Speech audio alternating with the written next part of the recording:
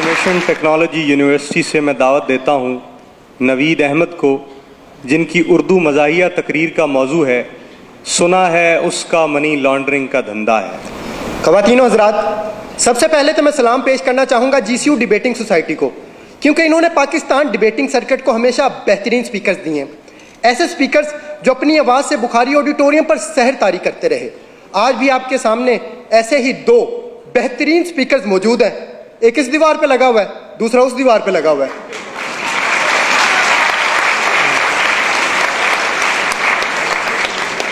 सदर आला वकार, पाकिस्तान में तो हर सियासतदान का मनी लॉन्ड्रिंग का धंधा है, इसलिए मेरी ख्वाहिश थी कि मैं सियासतदान बनूं ताकि इस मनी लॉन्ड्रिंग को ख़त्म कर सकूं। इसलिए मैंने सियासत के मैदान में कदम रखा, फिसल गया। मैंने फिर सियासत के मैदान में कदम रखा, फिसल गया। फिर मुझे एक बाबा जी ने कहा कि सियासत के मैदान में सिर्फ वो नहीं फिसलता जिसने बूट पहने हुए हो।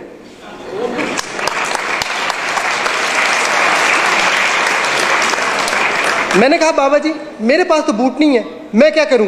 कहने लगे आपने घबराना नहीं है, तुम बूट पॉलिश कर लिया करो।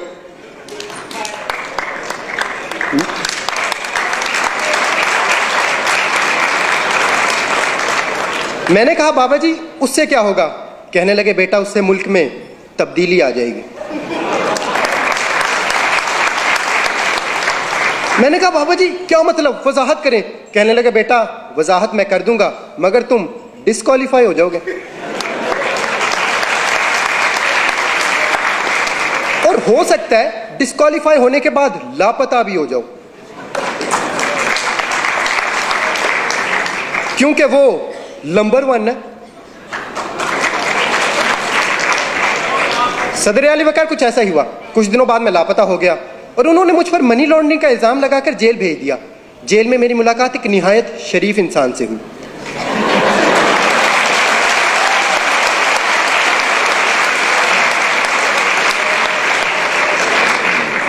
वो बहुत दरवेश इंसान थे। खाना खाते वक्त एक निवाला खाते, एक दीवार को लगाते, फिर एक निवाला खाते, एक दीवार को लगाते। मैंने उनसे पूछा ये आप क्या कर रहे हैं? कहने लगे खाता हूं लगाता भी तो हूं।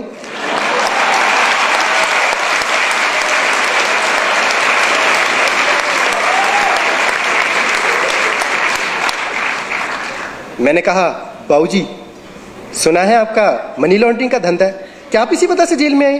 कहने लगे नहीं बेटा, ये कहानी है 1990 की, जब मैं छुट्टियां गुजारने खलाई जहाज में बैठकर खला में चला गया। वहां पर मुझे एक खूबसूरत एलियन लड़की नजर आई। मुझे उससे मोहब्बत हो गई। उसकी खास बात यह थी कि वो हील के बजाय बूट पहना करती, और मैं पॉलिश किया करता। उसके पास गैबी ताकतें थी, वो बंदे गायब कर देती थी। वो बंदे ऐसे गायब करती थी जैसे GCU वालों ने कफील राना को गायब किया।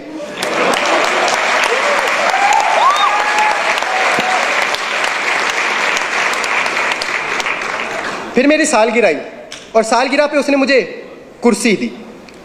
2.5 साल तक मैं कुर्सी के साथ खेलता रहा, फिर उसने कुर्सी वापस ले ली। प्यार मोहब्बत का ये सिलसिला ऐसे ही चलता रहा कि 1999 आ गया। इस मर्तबा उसकी सालगिरह आई और तोहफे में मैंने उसे बिल्ला दिया जो डरता वरता किसी से नहीं था। फिर मैंने उसे कहा चलो आओ कोई धंधा शुरू करते हैं। कहने लगी पहले मेरे एक सवाल का जवाब दो, अगर एक लड़की गाड़ी में बैठी हो तो उसे क्या कहेंगे? मैंने कहा गर्ल कार। कहने लगी नहीं कार गर्ल। मैं कहा नहीं गर्ल कार। फिर इसी कारगिल के इशू पे हमारी लड़ाई होगी।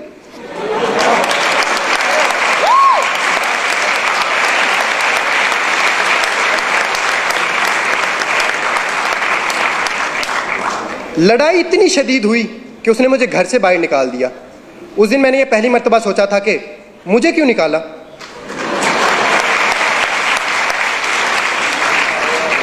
फिर वो 5 साल तक शुजात के साथ साइकिल चलाती रही।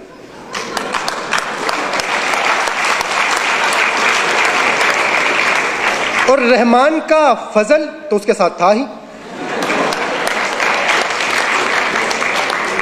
और दूसरी तरफ मुझे एक अरबी शेख मिल गया जो मुझे अपने साथ अल्लाह की सरजमीन पर ले गया।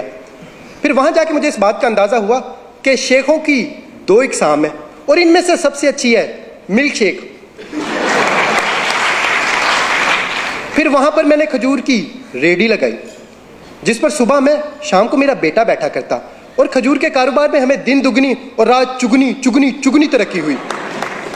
फिर मैंने मनी लॉन्ड्रिंग का धंधा भी शुरू कर दिया। खजूर का कारोबार इतना बढ़ा कि खजूर को जखीरा करने के लिए हमें लंदन में फ्लैट खरीदना पड़े। कतर का शहजादा तो खत लिखकर खजूर मंगाया करता। माइक्रोसॉफ्ट ने भी हमसे कई मुआहदे किए कैलिबरी में। फिर मैं सारा धंधा छोड़कर घर वापस आ गया, क्योंकि अब वो रहीम और मेरी तरह शरीफ हो चुकी थी। फिर मैं उसे मिलने गया और मैंने उसे कहा, थैंक यू रहीम शरीफ।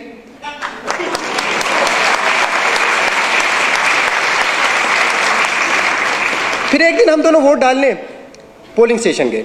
वो अपना वोट डाल रही थी कि वोट जमीन पर गिर गया। ये देखकर मुझे बहुत बुरा लगा और मैंने उसे कहा, वोट को इज्जत दो।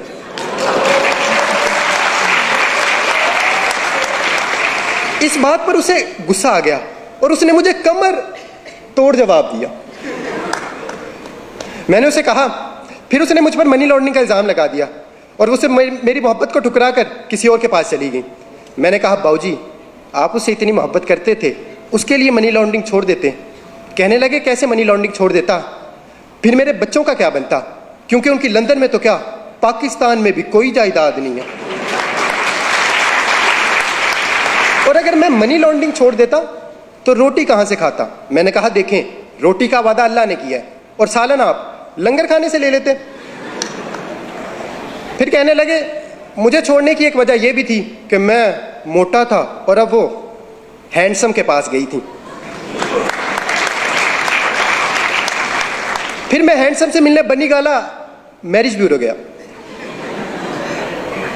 क्योंकि उनका शादियों का धंधा था।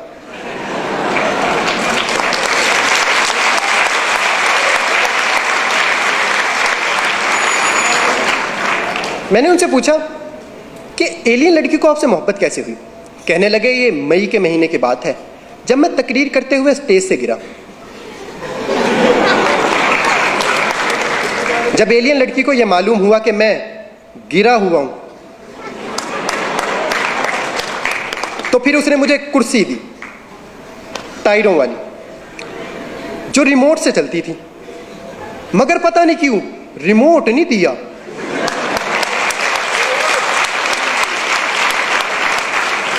फिर वो 1 साल तक कुर्सी चलाती रही कि रिमोट की बैटरी खत्म हो गई। उसने चार्ज करना चाहा, प्लग दूर था, इसलिए फिर मैंने उसे एक्सटेंशन दी।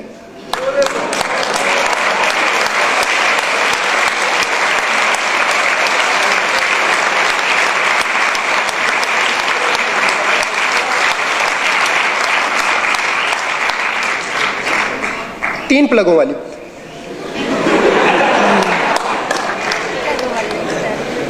क्योंकि उसकी उम्मीद नाज का हमसे ये मान था कि आप सर्विस बढ़ा दीजिए, सर्विस बढ़ा दी गई।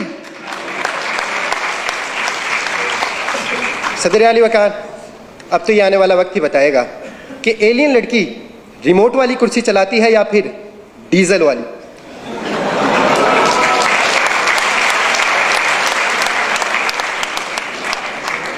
मगर मैं इस तमाम कहानी के बाद अब सियासतदान नहीं बनना चाहता, क्योंकि हमारे हुक्मरानी सियासतदानों की नहीं बल्कि एलियन लड़की की है।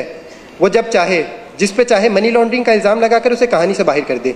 और अगर हमें ये मनी लॉन्ड्रिंग ख़त्म करना है तो हमें अपना जमहूरी निज़ाम बेहतर बनाना होगा, क्योंकि इस निज़ाम से हमें अक्सर बेवकूफ़ सदर मिलता है। अगर आपको मेरी बात पर यकीन नहीं तो मिसाल आपके सामने है।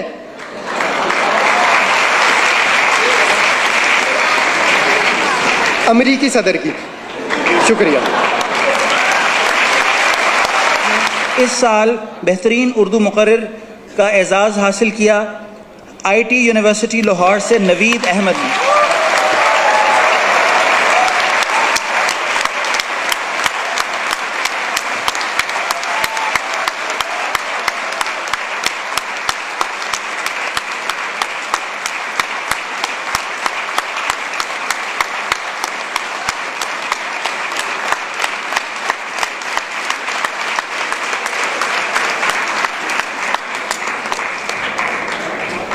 उनतालीसवें कुल पाकिस्तान अल्लामा Mohammad Iqbal bilingual declamation contest की टीम ट्रॉफी हासिल की इस दफ़ा इंफॉर्मेशन टेक्नोलॉजी यूनिवर्सिटी लाहौर